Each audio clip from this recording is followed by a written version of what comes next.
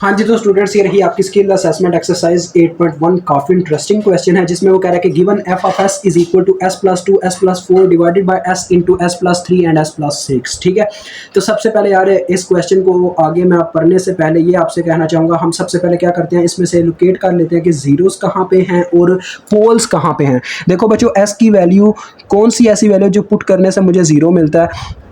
S की value अगर मैं -2 पुट करता हूँ तो मेरा आंसर जीरो आएगा, -4 पुट करता हूँ तब भी जीरो आएगा, तो ये जीरोज हो गए। ठीक है, अब मैं एस की वो वाली वैल्यूज़ निकालता हूँ जिनसे मुझे अनडिफाइंड मिलेगा, यानी कि इन्फिनिटी मिलेगा, जिसका मतलब है वो पोल्स होंगे। तो एस की वैल्यू अगर मैं डायरेक्ट जीरो पुट करूँ तब भी मुझे इन्फिनिटी मिलता है, अगर -3 पुट करूँ तब भी इन्फिनिटी मिलता है। जिनको इस चीज़ का नहीं पता वो हमारे प्रीवियस लेक्चर एक दफ़ा जाकर ले सकते हैं। -6 पुट करूँ तो मुझे अनडिफाइंड यानी कि इन्फिनिटी मिलता है, और ये पोल्स की मेरे पास लिमिट हो गई। ठीक है, यानी कि इसके अंदर 2 जीरोज हैं और 3 पोल्स हैं। ओके हो गया बच्चों। अब देखो वो कह रहे हैं कि फाइंड करें एफ ऑफ एस को एक पॉइंट के ऊपर जिसमें एस की वैल्यू आपने पुट करनी है -7 plus J9 by following veg. दो वेज में इस दफ़ा पूछा गया है। प्रीवियस एग्जांपल में बस हमने वेक्टर्स की मदद से इसको सॉल्व किया था।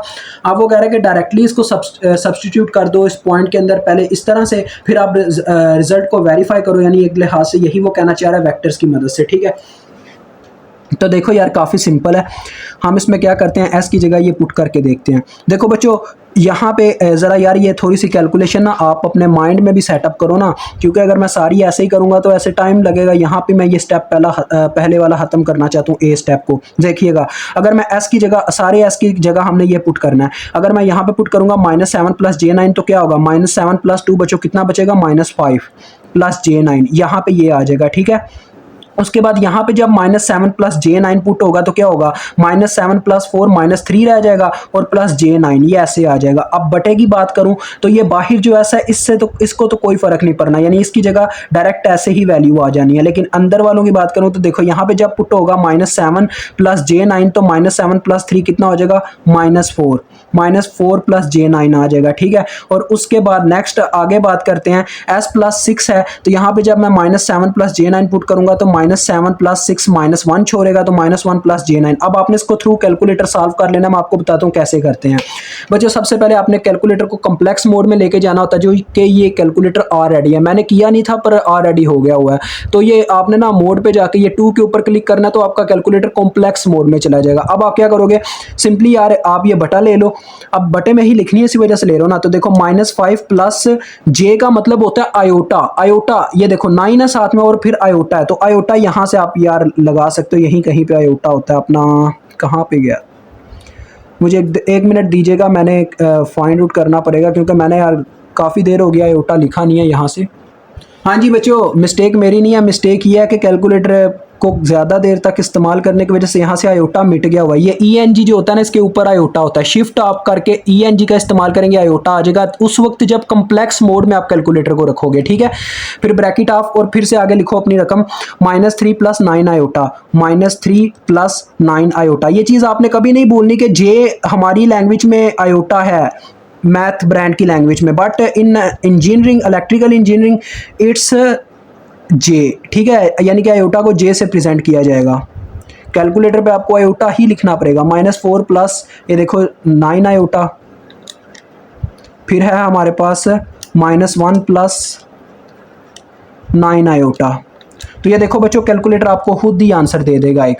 यही आपके यानी कि क्या है, बुक वाले ने नीचे आंसर लिखा हुआ है। देखो ये आयोटा की रकम है और वो दूसरी रकम है। ठीक है, हम इसको इस फॉर्म में नहीं रहने देना चाहते, हम चाहते हैं इसको फेजर फॉर्म में ले जाना। फेजर फॉर्म मीन्स के रेडियस यानी कि मैग्नीट्यूड इनटू थीटा लिखा हो, यानी कि एंगल लिखा हो। तो उसके लिए आप पता है क्या करोगे, ये शिफ्ट दबाओगे, शिफ्ट, ठीक है, और ये 2 के ऊपर कॉम्प्लेक्स लिखा होता है, यानी कि कॉम्प्लेक्स के वरियन इसके अंदर मौजूद होता है। 2 दबाओगे तो देखो ये वरियन आ जाएंगे। हमें चाहिए इस फॉर्म में, यानी कि मैग्नीट्यूड इनटू थीटा। तो मैं 3 दबाता हूँ और इसको इज इक्वल टू करता हूँ तो मुझे उस फॉर्म में आंसर मिल गया, यानी कि ये आ गया आपका एज उसका आंसर। ये देखें 0.096 इंटू फेजर एंगल -110.7 कह लो, या हाँ 7 ही ठीक है, -110.7 डिग्री। ओके हो गया, देखो आपके सामने सब कुछ किया। अब हम करेंगे थ्रू वेक्टर मेथड। तो देखो वेक्टर मेथड में मैंने आपको बताया था सबसे पहले आपने जीरोस और जो पोल्स हैं उनकी मदद से उनकी मैग्नीट्यूड्स और अलग से उनके एंगल्स निकाल लेने हैं वन बाय वन। सबसे पहले बच्चों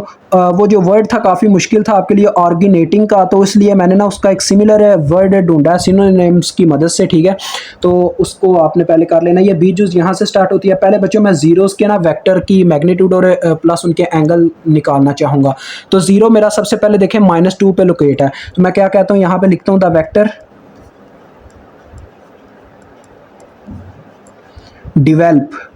आप डिवेल्प कह सकते हो, ठीक है, ऑर्गेनेटिंग की जगह डिवेल्प लिख सकते हो। The vector develop at zero, ठीक है। जीरोज इसका मतलब है यानी कि जो जीरोस पे डिवेल्प करता है एट, यानी वो जीरो बनता किस पॉइंट पे ये भी आपने लिखना होता है, वो बनता है एस की -2 वैल्यू पे, ठीक है। इज, देखो बच्चों सबसे पहले आप उसकी मैग्नीट्यूड निकालोगे, तो मैग्नीट्यूड निकालने का मैंने आपको तरीका बताया था कैसे निकालनी है। ये जो आपको एस पॉइंट दिया गया हुआ है ना, उसमें आपने एस की जगह -2 पुट करके देखना आपके पास इक्वेशन क्या आती है। देखो यहाँ पे होगा एस की जगह जब -2 पुट, तो ये -2 उठ के दूसरी जानब जाके +2 हो जाएगा, तो मेरे पास ये नंबर क्या रह जाएगा, देखो -7 + 2 + J9। तो ये बन जाएगा यार, कुछ बच्चे इस चीज़ को नहीं समझ पाएंगे यार, ये काफ़ी क्या लें मुझे क्रिटिकल लगता है कि ऐसे बच्चे जो बिल्कुल ही लो लेवल पे होते हैं फिर चैनल पे, लेकिन हम उनका भी ख्याल रखते हैं। हाँ यार उनकी गलती नहीं है, ये कह लें माशरे की गलती है कि उनको अच्छे तरीके से पढ़ाया नहीं गया। अब देखो -2 उठ के दूसरी जानिब जाएगा, तो ये हो जाएगा +2। ये मैं कह रहा हूँ एस की जगह आपने ये वाली वैल्यूज पुट करनी है वन बाय वन हर जगह। तो ये यहाँ पे 0 रह गया, -2 उधर जाके +2 हुआ, तो ये -7 + 2 कितना हो गया 5 -5 सॉरी -5 + J9। तो बच्चों ये आपके पास हमेशा ये यहाँ पे जो वैल्यू होगी वो एक ही होगी, यानी कि जो जे के यानी कि जे के बगैर होगी वो ए की वैल्यू होगी, और जो जे के साथ होगी वो बी की वैल्यू होगी, ठीक है। जे बी ऐसे होगा। तो आपको ना अगर आपको आपने मैग्नीट्यूड फाइंड आउट करनी है, तो मैग्नीट्यूड का सिंपल ये फार्मूला है, देखें ए का स्क्वायर + बी का स्क्वायर √, ठीक है। और अगर थीटा यानी कि इनका एंगल निकालना, तो उसका simple formula tangent inverse B/A, ठीक है। और ज़्यादातर इनके एंगल जो है ना बच्चों वो डाइवर्ट हो जाते हैं, डेट्स वाई हमें इसमें 180 डिग्री भी जमा करना पड़ता है, ठीक है। तो 180 डिग्री जमा भी कर लीजिएगा। तो चलिए आपके सामने निकालता हूँ। देखो इसकी मैं मैग्नीट्यूड, इसको मैं नाम दे देता हूँ इस तरह से बच्चों, देखो M1 × θ1, ठीक है, इज इक्वल टू, यानी कि इसके जो वैल्यूज आती है वो यहाँ पे हम लिखेंगे आगे। देखें मैग्नीट्यूड निकालते, इसका क्या पॉइंट आया -5/9। 5 का स्क्वायर बच्चों देखो 25 आ जाएगा, √25 जमा 9 का स्क्वायर क्या होगा 81, क्योंकि ये देखो ये बी की वैल्यू है, ये ए की वैल्यू, इन दोनों का स्क्वायर और √ था, तो ये मैंने इसी तरह से किया। तो देखो ये आ रहा है √106, ये आपकी मैग्नीट्यूड आ गई इस पॉइंट के लिए। अब एंगल की बात करूँ तो देखो एंगल 180 जमा टेंजेंट इनवर्स बी की क्या वैल्यू है बच्चों 9 डिवाइडेड बाय आपके पास ए की क्या वैल्यू है इस पॉइंट पे -5। तो ये देखो ये आपके पास एंगल आ गया 119.05 डिग्री, ठीक है। अब हम बच्चों पता क्या है, अब इसके बाद मैं आपको बताता हूँ आपने नेक्स्ट क्या लिखना है। आपने नेक्स्ट इसका यानी कि जो करना वो आपने लिखना है the vector develop at zeros at दूसरा जीरो पे भी एक एंगल बनता है ना जो कि -4 पे बनता है, तो लिहाजा वो आपने लिखना है एट -4 इज, वो आप लिख लीजिएगा यार। अब आप लिख सकते हो, अब इतना भी यार आप बच्चे तो ना बनोगे, मुझे एक एक लाइन आपको लिख के दिखानी पड़े, ठीक है। तो मैं डायरेक्ट इनकी मैग्नीट्यूड फाइंड आउट करता हूँ। अब मेरे पास बच्चों जीरो कहाँ पे बन रहा है -4 पे, यानी कि मैंने एस की जगह -4 पुट करके इस इक्वेशन को सेटल करना है। तो देखो जब एस की जगह -4 पुट करूंगा, ये -4 उठ के इस जानिब जब आएगा तो -4 + 4 हो गया, +4 -7 -3, तो ये मेरे पास नंबर ये रह गया होगा -3 + J9। अब आपके पास ए की वैल्यू -3 है और बी की वैल्यू 9 है। तो देखो ये वैल्यू अगर मैं मैग्नीट्यूड में बच्चों पुट करता हूं तो देखो 3 का स्क्वायर 9 और 9 का स्क्वायर 81, ये यानी आपको करके दिखा देता हूं। देखो 3 का स्क्वायर 9 आ गया प्लस 9 का स्क्वायर लेंगे यानी कि बी की वैल्यू का स्क्वायर जो कि 81 होगा, तो ये आ जाएगा √90 जो कि आता है 3/10। अब लेते हैं आगे एंगल। एंगल निकालने का तरीका सिंपल वही, यानी कि बच्चों जो फार्मूला आपको दिखाया था क्या था 180 जमा टेंजेंट इनवर्स क्या है जी B/A। बी आपकी क्या वैल्यू है 9 डिवाइडेड बाय ए की क्या वैल्यू है -3 यहाँ पे, तो ये देखो आता है 108.43 डिग्री। अब हम बच्चों यार वो जो तीन पोल्स हैं ना, तीन पोल्स हैं यहाँ पे, उनकी भी वैल्यू निकाल लेते हैं। देखो सबसे पहले मैं पोल्स, जब बच्चों आप लिखोगे ना पोल्स के लिए ये वाला फिक्रा, तो उसमें बस जीरोस की जगह पोल्स लिखना, और यहाँ पे जो जो उनकी मतलब कि जिस जिस पॉइंट पे बस वो आपने चेंज करते जाना। यानी पहले के लिए जब जीरो के लिए निकालूंगा तो मैं लिखूंगा यहाँ पे एट पोल्स एट जीरो, ठीक है, इज। तो यहाँ पे अब मैं निकालने लगूँ यार next point, third point M3 निकालने लगूँ with angle 3 is equal to. तो M3 आपको पता है बच्चों, देखो मैं जीरो पे निकालने लगूँ, यानी S की जगह मैंने जीरो पुट करना है। अगर मैं S की जगह जीरो पुट करता हूँ तो ये नंबर एज इट एज रहेगा, यानी कि A की वैल्यू मेरे पास -7 है और B की वैल्यू 9 है। तो -7 का स्क्वायर बच्चों क्या होता है, -7 का स्क्वायर होता है 49, और जो मेरे पास B का स्क्वायर होगा यानी कि 81 होगा। इन दोनों का अगर अंडर रूट लेते हैं तो ये आता है बच्चों 130, अंडर रूट 130, ठीक है। अब एंगल निकालते हैं, तो एंगल आपके सामने ही होगा, यानी कि 180 जमा टेंजेंट इनवर्स B/A। B की वैल्यू 9 है और A की वैल्यू मेरे पास क्या है -7, ये ऐसे आ जाएगा इसका। तो ये आता है 127.87 डिग्री, ठीक है जी।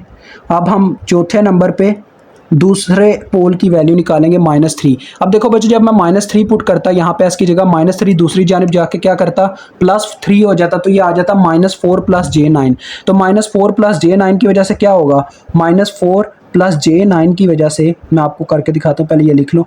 यहाँ पे आ गया -4 + J9, यानी कि मेरे पास A की वैल्यू -4 है और B की वैल्यू 9 ही है। तो -4 का स्क्वायर यानी कि अंडर रूट -4 का स्क्वायर +16 आ जाएगा, और 9 का स्क्वायर वही बच्चों 81, तो ये आ जाएगा अंडर रूट 97। ये मैग्नीट्यूड आ गई। एंगल की बात करूं तो -4 मेरे पास A की वैल्यू है और B की वैल्यू 9 है, तो वही फार्मूला यानी कि 180 जमा टेंजेंट इनवर्स B/A। B की वैल्यू कितनी है 9 और A की वैल्यू कितनी है बच्चों -4, जैसा कि मैंने बताया, क्योंकि ये -3 है, दूसरी जानिब जाके +3, जिसकी वजह से यहाँ पे -4 आ गया। अभी आप परेशान ना हो, जब हम आगे जाएंगे आपको ये इजी लगने लग पड़ेगा। ये 113.96 डिग्री आ रहा है, ठीक है। तो ये आपके पास पॉइंट आ गया। अब एक लास्ट पॉइंट रह गया जो कि आपका यहाँ पे -6 पे लोकेटेड है, पोल्स के -6 पे। तो यहाँ पे हम निकालेंगे M5 θ5। तो देखो बच्चों, जब मैं -6 पुट करूंगा इसकी जगह, तो -6 दूसरी जानब जाके +6 हो गया, तो यानी आ जाएगा -7 + 6 -1। अब A की वैल्यू आपके पास -1 हो चुकी होगी और B की वैल्यू होगी 9। तो अब आप इन पॉइंट्स पे निकालो, तो देखो यार सिंपली नज़र आ रहा है 81 जमा 1 अंडर रूट 82 आपके पास इसकी मैग्नीट्यूड आने वाली है। और मैं बात करता हूँ अगर दूसरी तरफ किसकी, एंगल की, तो एंगल आपके पास आ जाएगा 180 जमा टेंजेंट इनवर्स ऑफ -9, ये 96 डिग्री आता है, 96.34 डिग्री। ये आपके पास आ गए। देखो सारे आपने फाइंड आउट कर लिया। अब आपको मैं बताता हूँ इनका फार्मूला क्या होता है बच्चों। सिंपल सी बात है, अगर आप थीटाज और ये काम इकट्ठा करना चाहें तो यार वो थोड़ा क्रिटिकल लगेगा, आपको मुश्किल लगेगा। उस चीज़ से बचाने के लिए ही मैं ना बच्चों का थोड़ा क्या लें कि फार्मूलाज की तरफ रुझान करवाता हूँ। फार्मूला ये था बच्चों, अगर आप मैग्नीट्यूड निकालना चाहते हैं ओवरऑल जीरोज और पोल्स की मैग्नीट्यूड निकालने के बाद किसी फंक्शन यानी किसी ट्रांसफर फंक्शन की मैग्नीट्यूड निकालना चाहते हैं, उसका ये फार्मूला होता है मैग्नीट्यूड ऑफ जीरोस, यानी कि product of magnitude of zeros divided by product of magnitude of poles. तो देखो यहाँ पे दो ही जीरो थे जिनकी मैग्नीट्यूड M1 और M2 है, उनका प्रोडक्ट हमने ऊपर लेना है। तो ऊपर आ गया जीरोस की मैग्नीट्यूड का प्रोडक्ट, ठीक है बच्चों, और बटे में किसकी मैग्नीट्यूड का प्रोडक्ट, पोल्स की मैग्नीट्यूड, जो कि M3 M4 और M5 है। तो बटे में आ जाएगा M3 multiply by M4 multiply by M5, ठीक है। तो इस तरह से आप मैग्नीट्यूड निकाल लोगे अपनी उस मेन फंक्शन की जो आपने निकालना है, find F of S at this point, इसका ये मतलब है। तो वैल्यूज आप देखें, वैल्यूज यार पुट करके दिखाने की ज़रूरत नहीं है, लेकिन आपको करके दिखाई देता हूँ। 106 वैल्यू थी M1 की, देखो M2 की वैल्यू है 3/√10 और बटे में M3 की वैल्यू है √130 मल्टीप्लाई बाय ये वैल्यू है √97 और लास्ट में आपके पास √82। इसको आप कैलकुलेट कर लोगे, ठीक है, कितना आता है। फिर हम थीटा निकालते हैं, यानी कि टोटल एंगल जो फंक्शन के लिए है, तो हाँ तो बच्चों बिल्कुल एग्जैक्ट वही मैग्नीट्यूड मेरे पास आई है जो ऊपर हमने फाइंड आउट की थी एग्जैक्ट, यानी कि बिल्कुल डायरेक्ट फार्मूले से ये मेरे पास आई है 0.096। ठीक है, अब हम एंगल कैसे निकालेंगे वो आपको बताता हूँ। देखिए एंगल का ये फार्मूला होता है एंगल ऑफ जीरोस, यानी sum of angle of zeros minus sum of angle of products. अब देखो यहाँ पे जो अपने पास एंगल आए हुए हैं बच्चों, उनमें एंगल ऑफ जीरोस कौन कौन सा, θ1 और θ2, उन दोनों का सम आपको लेना है, θ1 माइनस θ2। ठीक है, इस तरह से ओके, इन दोनों का सम हो गया, सॉरी माइनस सेंटर में लगा दूं, plus sum of angle of zeros minus sum of angle of poles, ये मेरा मतलब था कहने का। ठीक है, माजरत देखो θ1 और θ2 ये दोनों एंगल थे जीरोस के, क्योंकि यहाँ पे जीरो लोकेटेड है, और बाकी सारे पोल्स के हैं तो वो सारे जमा हो जाएंगे, यानी कि θ3 θ4 इन सब का सम आ जाएगा, θ4 प्लस θ5। अब ये आप ना डायरेक्ट यार इनकी वैल्यूज ही पुट करके ना कर लो, क्योंकि मैं यहाँ पे एक दफ़ा लिखूंगा फिर निकालूंगा वो उल्टा हो जाएगा, तो मैं डायरेक्ट आपको बताता हूँ कितना एंगल आता है। मुझे पता है एंगल भी आ जाना हमारा। तो देखो बच्चों एंगल भी आ गया है -110.69, यानी कि बात करूं तो वो देखो 69 राउंड ऑफ करने से 110.7 ही आएगा, -110.7, और इसके साथ ये फेज़र है ये आ जाएगा। तो अगर आप इन दोनों को इकट्ठा लिखें तो आप यही ऐसे ही लिखते हैं m into phasor angle theta. तो आपने फाइंड आउट कर लिया दोनों तरीक़ों से। ठीक है जी, यहाँ पे आपका ये जो कैन स्किल असेसमेंट एक्सरसाइज है सॉल्व होता है। मुझे उम्मीद आपको समझ आ गई होगी। अभी मुझे इजाज़त दें, खुदा हाफिज़।